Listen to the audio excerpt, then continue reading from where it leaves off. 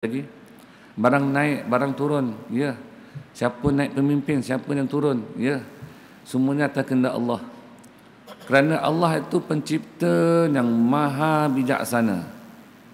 Maka Allah sebut saja pencipta maha bijaksana, setiap ciptaannya itu, kehendaknya itu, fenomena hidup ini, semuanya ada hikmah. Nampak macam tak baik, wa asa an takun syai'un wa huwa khairul lakum. Barangkali apa yang kamu tak suka itu baik buat kamu. Wa asa an tuhibbu syai'an wa huwa syarrun lakum. Barangkali apa yang kamu suka itu buruk buat kamu.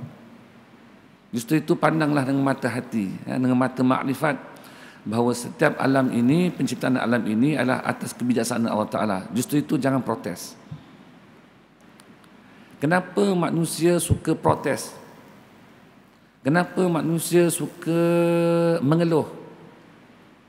Kerana dia tidak sibuk dengan bersyukur. Jika manusia itu sibukkan dirinya dengan bersyukur, tidak ada ruang nak protes. Semuanya indah. Tidak ada yang tidak indah. Sebab yang memberi itu daripada Allah, yang maha bijaksana itu, maha cerdik. Mana mungkin ada cacat celah ciptaan Allah? Tak ada cacat celah. Pada hukum syarak saja yang mengajar kita tentang qada dan qadar. Baik, buruk daripada Allah. Baik Allah cipta, buruk pun tiada Tuhan lain melainkan Tuhan yang ciptakan baiklah yang menciptakan buruk. Justru itu, kalau kita boleh terima redha datang yang baik, kenapa tak redha terima datangnya buruk? Sebab baik dan buruk itu pasangannya baru sempurna. Wa khalaqnakum azwaja, kami ciptakan kamu berpasang-pasangan. Malam kita penat bekerja, siang kita penat bekerja, malam pasangannya waktu kita berehat. Ya. Perempuan, pasangan yang sesuai pada lelaki. Kalau perempuan lelaki itu musibah. Apa boleh pasangan perempuan dengan perempuan, lelaki dengan lelaki menghasilkan zuriat? Tidak. Allah Ta'ala ciptakan pasangan itu dah sempurna dah tu. Untuk membanyakkan umat, spesies yang namanya manusia itu, maka pasangannya lelaki perempuan. Itu satu kesempurnaan. Bumi tempat kita berpijak, langit tempat kita berteduh, sempurna kan? Sehat, pasangannya apa? Sakit, sempurna tak? Sempurna. Kalau kita boleh redha terimanya sehat, maka redha juga terima pasangan yang sehat itu sakit. Cuba lihat, waktu kita sakit, rasa nikmat makan ditarik, kekuatan badan ditarik waktu sakit tu, dan dosa juga ditarik. Indah kan? Ketika mana kita sihat, dikembalikan rasa makan, dikembalikan rasa kekuatan kita dikembalikan, tetapi dosa tak dikembalikan. Indah? Indah. Apa yang tak baik? Yang tak baik itu hatinya memandang tidak baik. Itu yang tak baiknya. Hati yang rosak. Ya. Kita perlu ambil peduli tentang hati ini.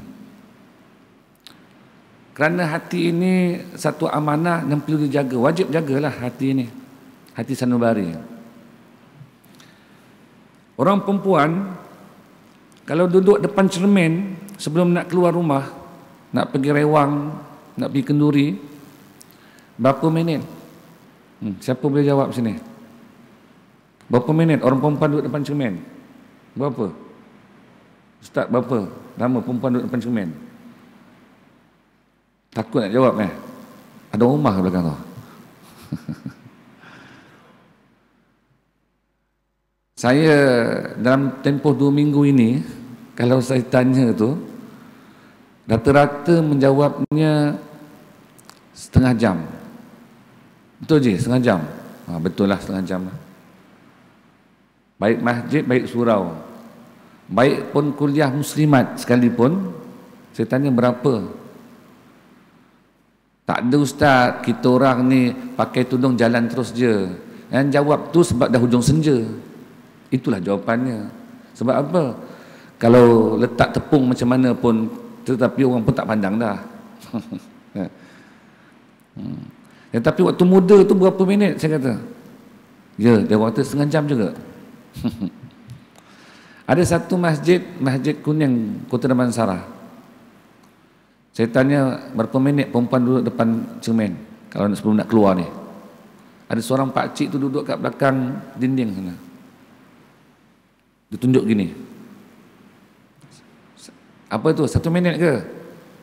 1 jam. Bermakna pengalaman itu dah kena 1 jam tu. Bermakna kalau duduk dalam kereta start engine tu, kalau dulu baca surat khabar dah habis surat khabar baca. Nombor ekor pun hafal. Dululah. Tu. Punyalah lama setengah jam duduk depan cermin berhias, tapi Allah tengok apa? Hati. Abang haji kita balik daripada haji, teringin nak pakai serban. Tapi kalau pakai serban macam orang tua dulu, tak standard mana. Sekarang nak pakai serban yang panjang sikit lah, 12 hasta ke. Walaupun ilmu tak ada mana, tapi biar serban besar sikit. Serban tu yang panjang tu macam ni lebarnya.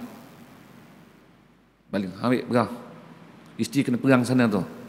Pegang, kuat sikit. Kena marah isteri tu. Tegang sikit, marah. Sampai jadi lebih kurang 4 jari ni. Lepas tu dah tegang, gulung, barulah letak kereko sini, tarik 1, 2, pusing. Itu yang nampak tingkat-tingkat tu. Okey, sunnah Nabi, alhamdulillah. Punyalah lama pakai serban tu, Allah tengok mana? Hati. Lepas isyak sembahyang sunat, lepas sembahyang qabliyah, isyak tak tahu sembahyang apa lagi, witir ke apa tak tahulah, sembahyang. Tok siap duduk luar sana nak kunci masjid, 3 batang rokok tak habis-habis, dah habis 3 batang rokok. Ni sujud tak berhenti lagi ni. Sujud punya lama, Allah lihat apa? Hati. Dengar ada bangsa banjir di Ulu Langat sana tu. Kita pun satu tim datang, satu masjid pergi hantar barang. Tinggalkan anak, tinggalkan isteri. Satu hari satu malam duduk khidmat, tolong bantuan banjir, hantar makan. Satu hari satu malam punya usaha kita, sampai tidur pun dalam kereta. Bertemankan dengan unggas dan nyamuk-nyamuk. Tetapi Allah tengok apa? Hati. Pendakwah, para asatidzah buat majlis, ramai hadirin, satu stadium penuh, doa menangis, ustaz pun menangis, anak murid pun menangis. Dalam tangisan itu Allah tengok apa? Hati. Kita menyumbang 1 juta dengan kita replika kita punya cek kita tu, 1 juta sumbangan. Punyalah banyak, tapi Allah tengok apa? Hati. Kerana apa? Kerana hati itulah yang menentukan amalan itu diterima atau ditolak. Sebab itu para sufi, dia tidak menyibukkan anak muridnya. Kalau murabbi itu, mursyid itu, dia tidak menyibukkan anak muridnya dengan banyak amal, tidak. Kerana banyak amal tu nanti tiba satu tahap nanti faham sendiri. Fiqh ada, amal lah. Tetapi difokuskan hati dulu. Kalau mu'alaf masuk Islam, gangster, mafia, kembali pangkat jalan, mau bertobat, murabbi itu hanya minta dia jaga yang wajib, tinggalkan yang haram, hati sibuk dengan Allah. 3 perkara je. Tak disuruh puasa sunat, tak disuruh banyakkan solat, tak disuruh bangun malam, tak disuruh pakai serban, tak disuruh pakai jubah. Tinggal buat yang wajib, tinggalkan yang haram, hati sibuk dengan Allah. Penting ni hati sibuk dengan Allah ni. Kita ni dah lama beramal pun hati pun tak sibuk dengan Allah. Manusia ini apabila beramalnya hati tidak fokus pada Allah, dia akan fokus pada siapa? Diri sendiri. Dalam hidup kita ini apabila kita memandang depan, dalam masa sama takkan mungkin pandang belakang. Kita ke mana kita memandang belakang, dalam masa sama takkan mungkin pandang depan. Justru itu, kalau kita beramal, kita memandang diri kita beramal, takkan mungkin memandang Allah. Apabila manusia itu beramal, memandang dirinya yang beramal, akan tumbuh, bertunas dalam dirinya dua penyakit besar, riak dan ujub. Riak dan ujub ini membatalkan segala amal kita. Walaupun fiqh, hukum fiqh betul, cukup syarat, cukup rukun, sah. Fiqh hanya mengiktiraf zahir sahaja. Tetapi tasawuf itu menentukan amalan kita diterima ataupun ditolak. Kaedah kita di sini, setiap amalan terima Allah pastinya sah, tetapi setiap amalan sah tu belum tentu diterima Allah.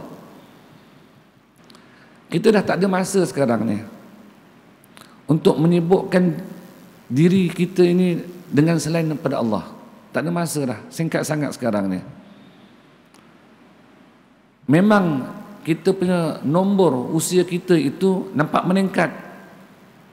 Makin meningkat usia kita, makin meningkat kita punya umur kita, hakikatnya bertambah pendek baki hidup kita. Dan tak ada masa dah.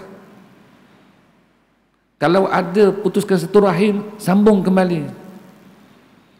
Nabi bersabda, qatil rahim, pemutus silaturahim. Yalah, orang kadang-kadang sebab apa? Kerana parti kan, kerana khilaf. Ada satu racun yang termasuk dalam pemikiran. Kalau bukan golongan kita, tinggalkan, pisahkan. Kalau bukan daripada aliran kita, tinggalkan, pisahkan. Ini penyakit ni. Pemutus silaturahim, lau mata jawfal Ka'bah fahuwa finnar. Meskipun ianya mati di tengah-tengah Kaabah, tempatnya dalam neraka. Kalau ada begini, kena hubung silaturahim. Kita solat kita tergantung-gantung nanti, terkapai-kapai, Allah tak terima tu. Sebab apa tak boleh minta maaf? Sebab apa tidak mau hubung silaturahim? Sebab ego, aku. Maksud hidup dengan keakuan diri. Hidup dengan aku ni kena bertaubat, bukan tak kena taubat. Kita dah datang solat berjemaah, duduk dengan kuliah ahli masjid ni, tak perlulah kita sibuk nak ceritakan tentang zina, tentang minum arak, tentang rasuah, tentang pelacuran di luar sana. Tak perlu cakap bab tu. Kita sangka baiklah, jemaah dah duduk dalam masjid ni takkan buat perkara tu dah. Nak berjudi minum arak takkan. Tapi kita ahli masjid ni, kita nak bicara tentang apa? Tentang riak, tentang ujub, hasad dengki, iri hati, sum'ah, takabur. Ini masalah orang masjid. Masalah orang pakai kopiah. Masalah orang pakai jubah. Yang tak selesai sampai sekarang ni. Tak payah cerita tentang pelacuran. Tak payah cerita tentang arak. Tak payah cerita tentang rasuah. Sebab insya-Allah kita dalam masjid ini tak sentuhlah bab-bab seperti itu. Kalau ada, itu sendiri punyalah, pandai-pandai bertaubat.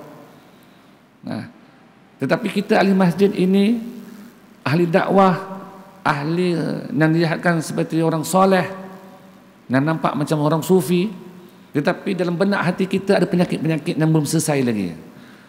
Riak, ujub, takabur, sum'ah, iri hati, hasad dengki, dendam, panas baran, tak selesai lagi. Nah, berapa ramai orang boleh solat tapi tak mampu nak sabar. Berapa orang boleh solat, boleh zakat, boleh haji umrah tapi tak boleh nak bersyukur. Ramai begitu kan kita ni. Sepatutnya kita kena selesaikan di sinilah. Ya? Jangan pandang ringan bab hati ni. Sebab itu kata orang tua-tua, kalau tak kena napi isbat, dalam kubur kena sebat. Kalau tak kenal nafi isbat, dalam kubur kena sebat. Kita bertahlil la ilaha illallah, la ilaha illallah. La tu la nafi. Ilah itu ma'bud bihaqqin, la ma'buda bihaqqin, tiada yang disembah dengan sebenar-benarnya. Sebut saja ilah tu Tuhan, yang disangkakan Tuhan itu yang kita cabut buang, kita nafikan. Adapun Allah, jangan keluarkan, jangan nafikan Allah, sebab Allah itulah Tuhan yang hakiki. Adapun yang lain daripada Allah itu Tuhan dalam sangkaan saja. Manusia sangka itu Tuhan, lantaran itu disembah. Yang itulah yang dinafikan. Tapi sebenarnya bukan itu juga yang dinafikan. Sebab apa? Berhala itu tak pernah mengaku Tuhan. Pokok besar tak pernah mengaku Tuhan. Busut tak pernah mengaku Tuhan. Duit tak pernah mengaku Tuhan. Jawatan tak pernah mengaku Tuhan. Dan tak ada makhluk selain pada manusia mengaku Tuhan. Yang mengaku Tuhan itu manusialah. Fir'aun, ana rabbukumul a'la. Spesies manusia kan Fir'aun itu. Akulah Tuhan yang maha tinggi. Ketika mana Fir'aun berkata demikian, datang iblis. Mengaku Tuhan Aku jahat, aku pun tak mengaku Tuhan. Iblis tak mengaku Tuhan. Ketika mana menyesatkan anak Adam, dia minta izin dengan Allah, izinkan aku sesatkan anak Adam. Allah kata, sesatlah kalau boleh. Kau tidak akan dapat sesatkan mereka yang aku beri petunjuk. Iblis tak mengaku Tuhan. Tapi manusia ni dahsyat, memang mengaku Tuhan. Kita ini tak sedar. Kalau tak kena nafi isbat itu, kita melihat kitalah yang melakukan amal ketaatan. Bila kita rasa kita yang berkuasa melakukan ketaatan, bermakna sekarang ada dua pihak yang berkuasa. Satu Allah berkuasa, satu kita yang berkuasa. Maka jenisnya syirik nama dia, sekutu. Ada dua kuasa, ada dua kehendak, ada dua yang berilmu, ada dua yang melihat, ada dua yang mendengar, ada dua yang hidup, ada dua yang berkata-kata. Itulah syirik, nama syirik khafi. Maka para sufi itu akan menyebutkan bagaimana nak mencongkil syirik khafi ini keluar daripada diri sendiri, diri kita, diri mereka. Kita belajar sifat 20 itu bukan hanya sekadar jadi lafaz untuk dinasyidkan ataupun dihafal semata-mata. Allahu wujud qidam baqa mukhalafatuhu ta'ala lil hawadis qiyamuhu binafsi. Itu hanya hafalan. Tetapi yang kita nak ialah penghayatan nafi isbat itu. La ilaha, tiada yang berkuasa melainkan Allah, illallah, isbatkan Allah. Tiada yang berkehendak illallah, melainkan Allah. Tiada yang hidup illallah, melainkan Allah. Tiada yang berilmu illallah, melainkan Allah. Tiada yang melihat mendengar berkata-kata illallah, dialah yang melihat mendengar berkata-kata. Betul kan nafi isbat? Sebab itu para sufi itu berkata, sesaat aku lupakan Allah, aku hukumkan diri aku ni kafir. Kita tak, yang tak sepahaman dengan kita, kafir. Masalah. Yang tak aliran sama kita, kafir. Apa kita boleh tentukan orang syurga neraka? Tak boleh lah. Hanya Allah saja yang berhak mengazab hamba-hambanya dengan api neraka. Justru itu, kita tak boleh bakar semut itu dengan api. Tak boleh. Nak halau dia, nak bunuh dia tak boleh dengan api. Sebab apa? Tak layak makhluk mengazab makhluk dengan api. Tak layak. Justru itu nak guna apa? Guna seletok lah. Menyapu ke pukul itu. Memang boleh bunuh. Sunat kita bunuh binatang-binatang berbisa. Binatang-binatang yang perosak ini kita boleh bunuh. Sunat kita bunuh. Tetapi jangan sesekali bunuh dengan api. Macam ada satu video dilihat budak-budak nakak, budak-budak pun orang tua yang ajar tu, yang mana tangkap tikus, diikat tikus tu dengan kain ke apa ke, lepas tu dibakar. buat suka-suka kan. Jadi tikus pun larilah sebab ekor terbakar tu. Lalah lari-lari masuk dalam kilang, terbakar kilang. Tu Allah tunjukkan tidak layak kita, tak boleh sama sekali memakan makhluk Allah walaupun semut sekalipun. Ambil syaitan begitu saja ataupun ketut saja mati begitu. Jadi kita pun tak boleh nak menghukum orang, neraka orang tak boleh. Tak tahu kita di mana tempat kita sebenarnya, kita pun tak tahu. Sekarang ini lihat dalam masjid kita ni, besok lusa takdir kita tak tahu lagi. Orang yang berada di kelab malam itu takdir untuk hari ini. Untuk besok lusa tak tahu, mungkin dalam masjid dia. Allah boleh tukarkan apa sahaja yang dia nak beri hidayat ataupun menyesatkan manusia, itu terletak dalam tangan Allah Ta'ala. Justru itu kita perlu menitik beratkan tentang hati, sebab hati tempat tilik Allah. Inna Allah la yanzuru ila suwarikum wa amwalikum. Sungguhnya Allah Ta'ala itu tidak melihat pada rupa paras kamu dan harta kekayaan kamu. Walakin yanzuru ila qulubikum wa a'malikum. Tetapi Allah melihat hati-hati dan amal kamu. Ayat ini sebut hati dulu. Hati-hati dan juga amal-amal kamu. Dan hati ini perlu diperkemaskanlah, dibersihkan, disucikan. Fiqh tidak mencampuri tentang urusan ikhlas ataupun tidak. Kalau tak ikhlas, riak, ujub, takabur pun solat sah.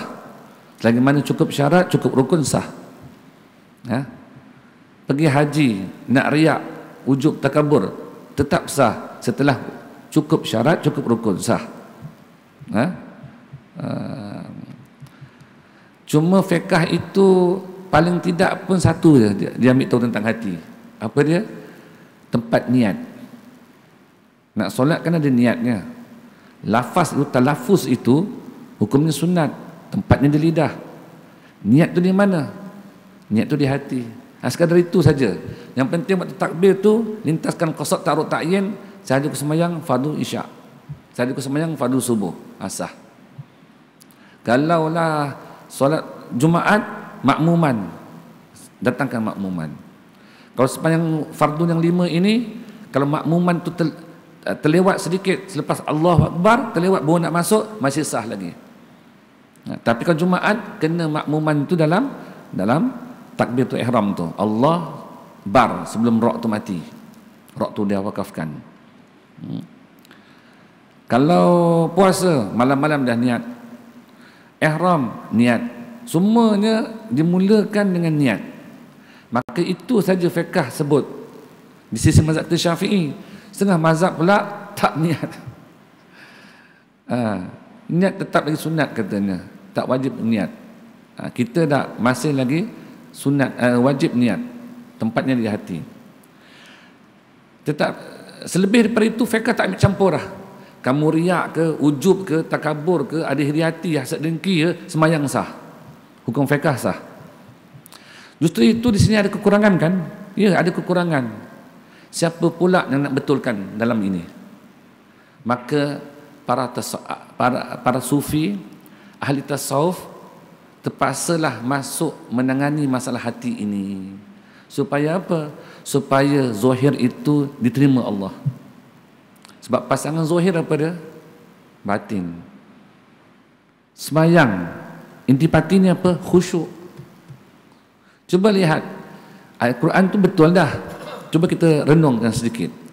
Inna solata tanha 'anil fahsya'i wal munkar. Sungguh solat itu mencegah fahsyak dan munkar. Bermakna siapa jaga solat, dia akan terbebas daripada fahsyak dan munkar.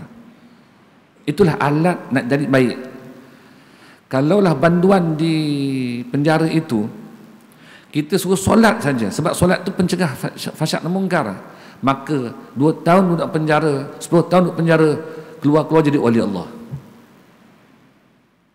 Tetapi bukan kata dari penjara nak jadi wali Allah, dalam masjid pun tak ada wali Allah. Dikarenakan apa? Bermakna ada masalah tak solat kita? Ada masalah. Allah kata solat itu mencegah fahsyak dan munkar, tapi kita dalam masjid pun masih mengumpat orang lagi. Ada masalah tak solat kita? Ya, ada masalah. Siapa yang nak menangani masalah solat yang tak sempurna ini? Tasawuf lah. Sebab itu tidak boleh tinggalkan pengajian tasawuf. Adapun tarekat itu satu proses untuk capai hakikat ibadat itu, supaya ibadat kita itu mencapai hakikat kehambaan. Sekarang yang tidak ada dalam diri kita apa dia ketika beribadat? Hina diri, rendah diri, fakirnya diri, jahilnya diri. Tidak ada sifat itu, tak ada. Yang ada apa? Besarnya diri, pandainya diri, cerdiknya diri, mulianya diri. Itu masalah tu. Zahir sujud 7 anggota. Makna sujud tu apa? Tadarru' wa tazallul. Rendah diri, hina diri. Bermakna kalau sebut saja hina diri, rendah diri, ini sifat luaran ke sifat dalaman? Hina diri, rendah diri. Ada pada anggota ke ataupun ada pada hati? Ada pada hati. Rendah diri, hina diri. Jadi kalau dikatakan sujud, kalau hati yang sujud, rendah diri, hina diri, maka dia tidak akan angkat lagi, akan sujud selama-lama sampai kiamat. Kalau hati yang sujud. Tapi kalau fizikal yang sujud dengan 7 anggota itu, lepas saja subhanallah wa bihamdihi 3 kali, dia pun akan angkat. Jadi kita ambil iktibar pengertian sujud itu. Sujud itu ialah tazallul wa tadarru', rendah diri, hina diri. Tempatnya di mana hina diri, rendah diri ni? Di hati. Kalau hati sudah mencapai hina diri, rendah diri, dia akan sujud sampai kiamat, tak akan angkat lagi. Kerana dia terlihat bahawa hakikatnya Allah yang mulia, Allah yang hebat. Lalu gemetarlah hatinya daripada mengaku mendakwa diri yang mulia. Sebab itu para sufi itu mendidik hati-hati anak muridnya itu dengan zikir. Sebab itu kalau dah masuk tarekat itu ataupun jumpa dengan guru, guru tak ajar apa, dia cuma beri zikir sahaja. Cuba renung ya. Bila diberikan amalan zikir, kita berzikir, ingat siapa? Pegang tasbih tu ingat siapa? Automatik ingat Allah.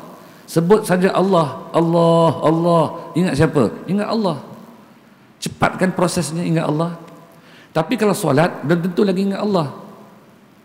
Haji, umrah, puasa, belum tentu lagi. Kan semua ibadat. Ibadat ni banyak. Zikir ibadat, Quran ibadat, sedekah ibadat, bangun malam ibadat, haji umrah ibadat, puasa ibadat. Tetapi selain daripada zikir, semuanya belum tentu lagi bawa kepada Allah. Sebab apa? Kita kalau ihram tu, ya, niat ihram, lepas tu duk fikir nak pakai ihram lagi, pantang larang. Jadi kita hanya sibuk pantang larang tentang hukum makam, tidak lagi ingat Allah, belum lagi ingat Allah.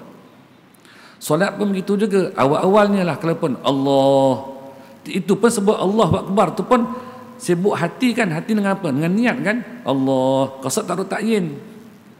Lidah sebut Allah, tapi hati tu qasad taruh ta'yin. Saja aku sembahyang fardu subuh, saja aku sembahyang fardu maghrib. Lepas tu pula kadang-kadang kita baca ayat-ayat dalam solat tu, kita menterjemahkan pula. Alhamdulillah alamin, segala puji bagi Tuhan, Tuhan semesta alam, Ar-Rahmanir Rahim, pengasih penyayang. Iyyaka na'budu wa iyyaka nasta'in, akan Engkau kami sembah. Kita masih sedang menterjemah, sibuk terjemah. Belum lagi penyembah Allah. Allahu Akbar. Itulah hikmahnya takbir intiqalat itu, takbir berpindah rukun tu untuk kita. Kalau lupa Allah dalam semayang, ketika berpindah rukun, Allah, ingat Allah balik. Sami Allah Alhamdulillah. Allah. Dalam sujud tu pun subhanallah alhamdulillah pun terlupa Allah. Pindah rukun, Allah Akbar, ingat Allah balik. Baca tasyahud, lupa Allah. Bangun rakaat kedua, kepada rakaat ketiga, Allah, ingat balik Allah. Harap-harapnya begitulah. Tapi kadang-kadang tu tengah semayang tu, sebab itulah fiqh makruh seseorang yang lapar sangat masuk solat. Jangan solat lagi. Kalau solat dalam lapar, makruh. Khusyuk ke kalau lapar semayang? Allahu Akbar. Kena pula Pak Imam hari tu maghrib kita lah lintaslah depan masjid kan. Balik lewat jam, lintas depan masjid. Alang-alang dah masjid masuk semayang kali lah. Badannya tak mandi lagi, tapi badan bersih lah. Tapi perut lapar. Semayang dululah, nanti lepas ni boleh terus makan. Allah. Pak Imam maghrib baca surah Yasin lepas Fatihah. Mula nak marah Pak Imam tu. Tak pernah baca Yasin. Bon terbiat. Allah. Sami Allah nama kita. Lepas ni surah apa pula dia baca? Allah. Masuk rakaat kedua, baca surah Dukhan. Masa aku hari ni dah lapar-lapar ni, mengatalah tu. Pak Imam baca surah pendek pun mengata juga. Pendek sangat, inna a'tainakallah je. Itu aku pun tahu. Mengata juga. Tok Siap lupa pasang kipas. Asal panas ni. Patutlah kipas tak. Itulah sembahyang kita. Sunat mata lihat tempat sujud, tapi mata tengok. Kena pula kawan sebelah ini depan kita pakai baju ada tulisan. Pastikan undi anda pangkah. Siap. Puak ni rupanya. Allahu Akbar. Mengata orang lagi dalam solat. Macam mana? Kalaulah lapar sangat, jangan masuk solat. Makan dulu. Tuan-tuan nak tahan kencing, tahan buang besar. Pergi lunaskan dulu. Jangan masuk semayang, nanti makruh. Allahu Akbar. Bismillah. Dah mula dah. Duk menahan tu. Khusyuk ke tu? Tak khusyuk. Tuan-tuan sebelum nak masuk solat, selesaikan semua perkara. Kita dah ambil wuduk. Kopiah tertinggal kat bakul motor. Nak ambil kopiah, motor parking sini tadi. Dalam masa 2 minit saja motor hilang. Agak-agaknya jauh tak dia pergi, tak jauh lagi tu. Pergi cari dulu. Mungkin baru depan tu tengah berhenti makan pisang. Sempatlah kejar kita punya motor tu. Jangan solat, semayang tak apa, Allah jaga motor. Allahu Akbar. Dalam semayang tu, baik aku kejar pergi ambil, mungkin dapat lagi. Mengata pula tu. Tak khusyuk tu. Hatta sebut yang kita fiqah, kalau teringin nak jimat dulu baru solat. Ya. Ingat khusyuk ke tu? Allahu Akbar. Sini angkat tangan, bawah pun angkat juga. Khusyuk? Tak khusyuk. Tuan-tuan balik kampung, bersihkan kebun. Sampai pukul 12, pukul 1, letih. Tidur dulu. Nanti 2:30, pukul 3 bangun sembahyang zuhur. Okey saja, betul ikhtiar. Walaupun tak dapat waktu fadilah. Tak ada masalah. Masalah kan kalau kita solat dalam keadaan mengantuk.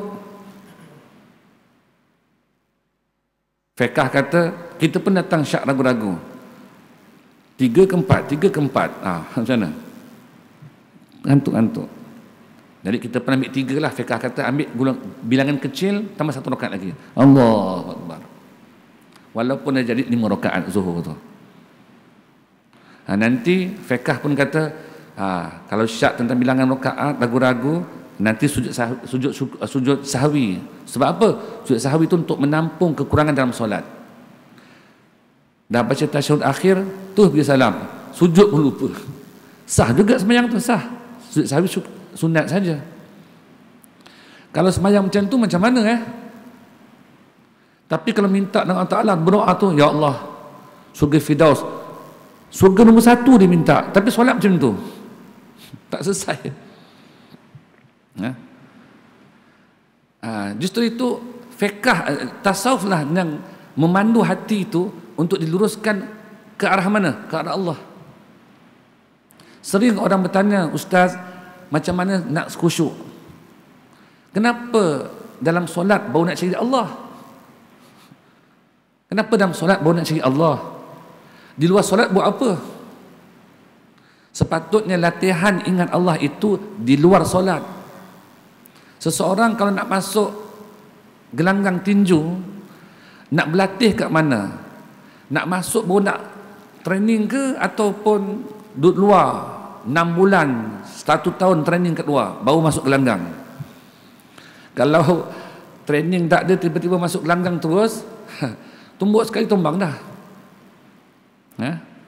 Jadi training ni kat luar. Begitu kita ni, training ni di luar solat, bukan dalam solat. Cari Allah luar solat dulu. Kalau di luar solat pun dah bersama Allah, angkat takbir tu, Allahu Akbar, masuk terus bersama Allah. Tentang nak bangun malam berzikir, memanglah ada tipnya, petuanya ialah bangun malam waktu sunyi diri, sunyi sepi, kalau ada cahaya kelam-kelam, itu hanya sekadar nak membantu sahaja bagi kita yang hati yang serabut dengan dunia ni. Ada orang dia tak boleh bising kan, ada orang handphone ni silent terus. Kalau emergency mak ayah meninggal pun payah juga tu. Mungkin mak ayah meninggal pagi, petang baru tahu. Sebab apa? Dia tak boleh tring, dia tak suka bising-bising tu. So dia silent. Ada setengah orang tua dia tak boleh dengar budak-budak menjerit. Bengit ni telinga aku budak ni. Dia tak boleh. Itu masalah tu, hati tu. Ada orang macam saya lah, isteri saya tu, kalau saya tak pakai tali pinggang, kan kereta tu berbunyi ten ten ten ten ten ten. Dia tolong taikkan terus pasang. Sebab apa? Dia tak boleh tahan dengar tu. Saya pula dah bawa kereta tak pakai tali pinggang, waktu mula dia dengar ten ten ten ten. Dah bawa tu tak dengar pun. Tak dengar, tak perasan bunyi apa. Para sahabat, dia semayang tu, bangunan runtuh sebelah, tak perasan, tak tahu. Sayyidina Ali, ketika mana dia kakinya kena panah, dia kata nak cabut, mata kan mata menyangkut gitu, pedang matanya panah tu, sakit nak tarik tu. Nanti aku semayang. Sahabat tarik waktu tengah semayang, tak sakit. Kita ni tengah semayang ni masih perasan aircon tak power. Pengurusi ni apa hal? Duit tabung masjid bukan tak ada, tukar-tukar lah. Ini dah berapa tahun dah tu, sebih ke tidak aircon tu? Itu marah pengurusi dalam solat tu. Sebab apa? Aircon tak power mana, tak sejuk. Itu solat kita tu. Jadi sampai bila nak solat macam tu kita ni? Kita ni untung-untung lah. Ada datang solat berjemaah, kalau makmum tak khusyuk, imam khusyuk, Allah terima semua. Kalaulah imam tak khusyuk, jemaah tak khusyuk, ada seorang yang khusyuk pun Allah terima semua. Jadi tumpang syafaat, tumpang menumpangnya kita ni. Tumpang menumpang, itulah kelebihan solat berjemaah tu, tumpang menumpang je. Tapi kalau sembahyang seorang, nak tumpang mana? Itu kita kalau sembahyang zuhur tu kadang-kadang tu letih, zuhur asal letih kan. Bila teringat kita ni sembahyang, kita ke mana ingat yang kita ni dalam sembahyang, kita ke mana bagi salam, Assalamualaikum warahmatullahi. Solat habis dah, baru teringat solat dah baru habis. Waktu angkat takbir tu sampai tak ingat. Jadi kalau tak ingat rakaat pun, yang penting imam bagi salam, kita pun bagi salam. Itulah solat kita, selesai. Solat macam itulah, tapi minta syurga terus. Solat macam tu. Dah lah solat macam tu, lepas tu adalah sikit-sikit pahala tu. Nak kata kosong pun tidak juga, kaki melangkah tu pahala dah tu. Masuk soft, rapatkan soft, pahala tu.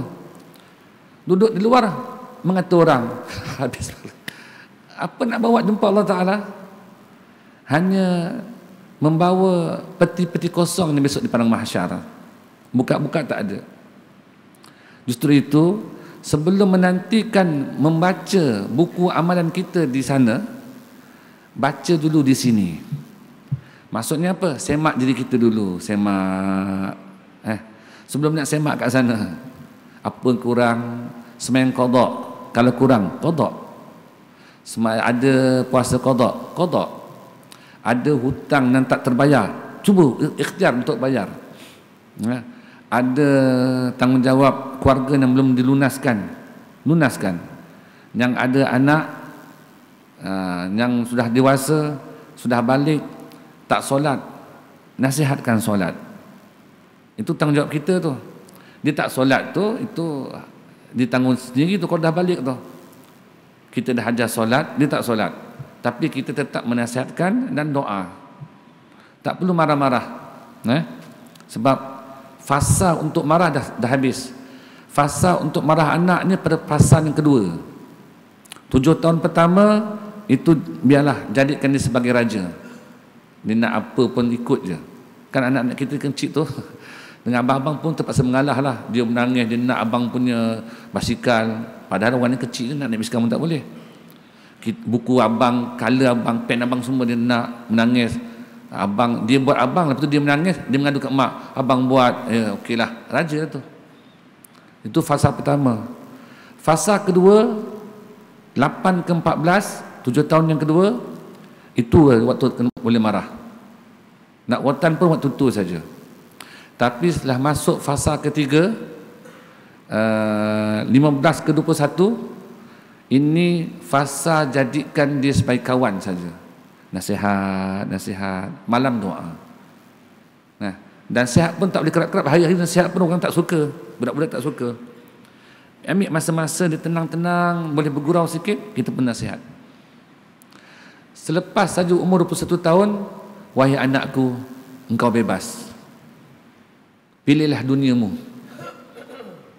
Biarkan. Jangan sampai anak kita, dia pun abang long kawasan tu, kita nak nasihat dia, engkau nak belasah engkau, padahal dia belasah orang. Jangan. Bebaskan dia. Anak saya Ustaz, tahu anak tuan, tapi bebaskan dia. Biar dia sendiri kena patuk ular, baru tahu bisa ni ular. Dah tahu bisa ni ular, baru dia tahu. Biar dia tertipu dengan tipu daya dunia ini, nanti dia kembali pangkal jalan. Itu yang kita harapkan. Doa banyak-banyak. Doa banyak-banyak. Doa bapa mustajab. Ya, mustajab. Ustaz, bukankah doa ibu mustajab? Ya, doa bapa lagi mustajab. Siapakah yang menaikkan, menukarkan seorang perempuan itu statusnya anak dara kepada ibu? Siapa dia? Lelakilah, suami itu. Suamilah penyebab seorang perempuan tu dipanggil ibu. Kalaulah perempuan itu diberi vaksin, tak boleh beranak. Tapi kalau bapa punya vaksin, beranak tak? Beranak. Power bapa punya vaksin tu.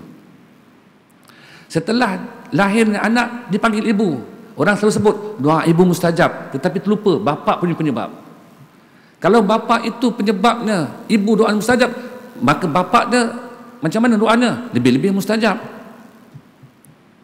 Tapi macam tak power Ustaz, sebab dah minta cawangan tak dapat-dapat lagi. Itu kena tepilah, PM tepi.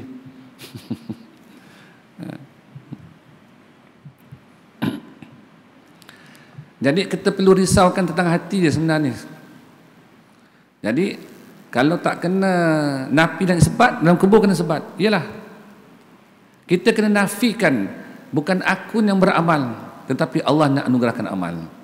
Bukan aku yang khusyuk, tapi Allah yang beri khusyuk. Bukan aku yang ingat Allah, tapi Allah yang beri izin untuk ingat diri dia. Sebab tu Nabi mengajar kita doa, Allahumma a'inni ala zikrika wa syukrika husni ibadatik. Ya Allah, bantulah aku dalam mengingatimu dan bersyukur pada nikmatmu. Nak bersyukur tak mampu, nak ingat Allah pun tak mampu. Melainkan di kelemahan yang kita ingat Allah, hakikatnya Allah yang memperingatkan dirinya dalam diri hamba, lantaran itu hamba diizinkan ingat Allah. Hamba pun tak mampu nak bersyukur. Sebab itu dalam Quran pun sebut wa qalilum min ibadash syakur, sedikit benar pada hamba-hambaku yang bersyukur. Bermakna yang bersyukur itu memang betul-betul pilihan Allah. Pilihan Allah tu. Memang sifat wali Allah tu bersyukur. Orang yang banyak mengeluh itu tanda dia kurang bersyukur. Tetapi kalau dia sibuk bersyukur, dia takkan mengeluh. Barang mahal lah, pemimpin itulah, ini tak kena, tak ada masa tu untuk semua tu. Semuanya itulah hidup dengan takdir masing-masing. Ada takdir yang baik, baiklah dia. Takdirnya jahat, jahat aja. Semua hidup masing-masing punya takdir. Maka janganlah membantah terhadap Allah dan apa pun yang berlaku kepadamu, kerana semuanya berlaku atas kehendak Allah. Nescaya engkau akan merasakan kedamaian dalam hidupmu, kerana kesengsaraan dan kesukaran hidup tiada lain disebabkan kecuali oleh kehendak nafsumu yang menentang kehendakmu, kehendaknya, kehendak Allah. Dan sudah tentu apa yang kehendaki Allah pastinya terjadi. Allah benar, apa tetap terjadi. Dan terjadinya itu pun dah diketahui sejak sebelum adanya sebarang ciptaan. Dalam ilmu Allah tu dah tahu dah apa nak terjadi, ya? Dan sudah tentu apa yang dikehendaki Allah pasti terjadi, manakala kehendak nafsumu hanya menyebabkan siksaan dan kesukaran bagimu. Benar, seseorang yang diberikan ujian seberat apa pun, dia pasti dapat menanggungnya. Sebab Quran sebut dah, la yukallifullahu nafsan illa wus'aha. Allah Ta'ala tidak akan memberati seorang itu melainkan sesuatu yang dia sanggup tanggung. Bermakna siapa kena uji, dia memang boleh tanggung ikut level masing-masing. Gelandangan di Kuala Lumpur itu tidak berumah, pakaian itulah dia pakai. Makan besok tawakal tepi tong sampah, tolong basuh kedai mamak pinggan, dapat makan pagi. Nanti cari kedai lain pula basuh pinggan, dapat makan tengah hari. Tawakal begitu saja. Bermakna dia memang sanggup duduk seperti itu. Itu kapasiti ketahanan jiwanya untuk menanggung ujian Allah Ta'ala.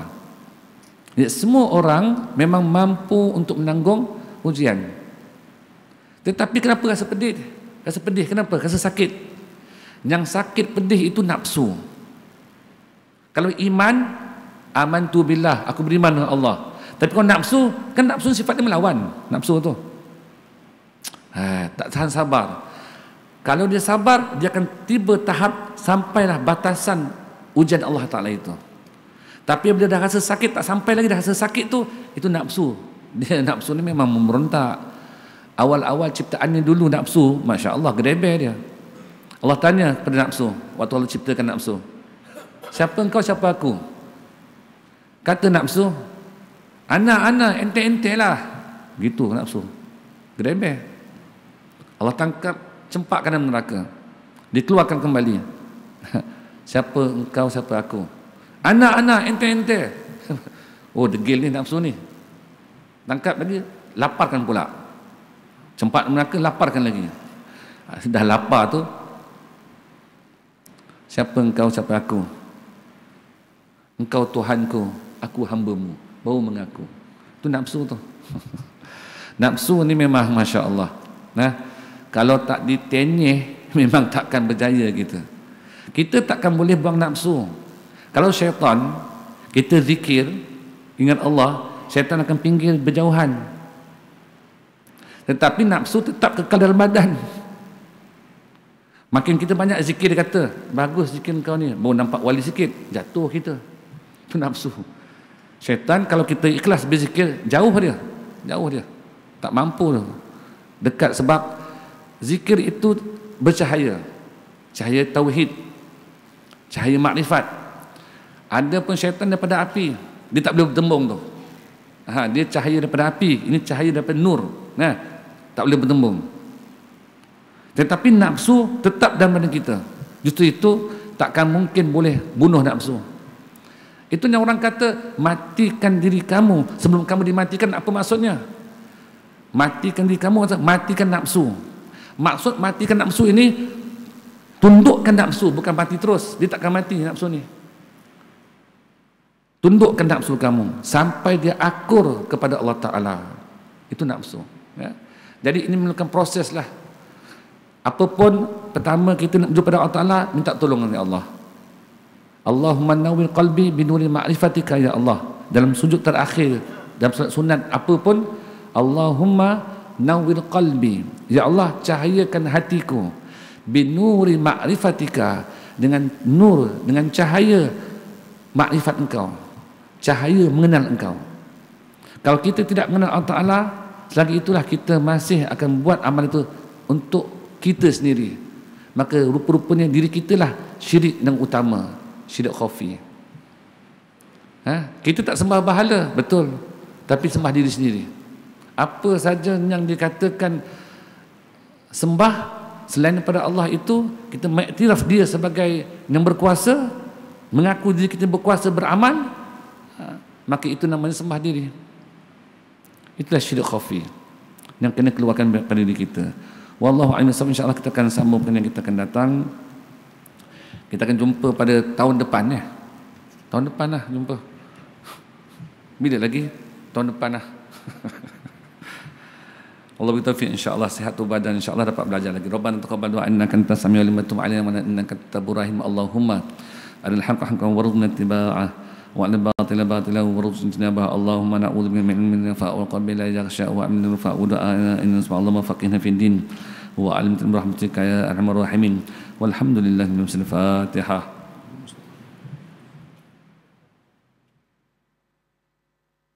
Salatul lail.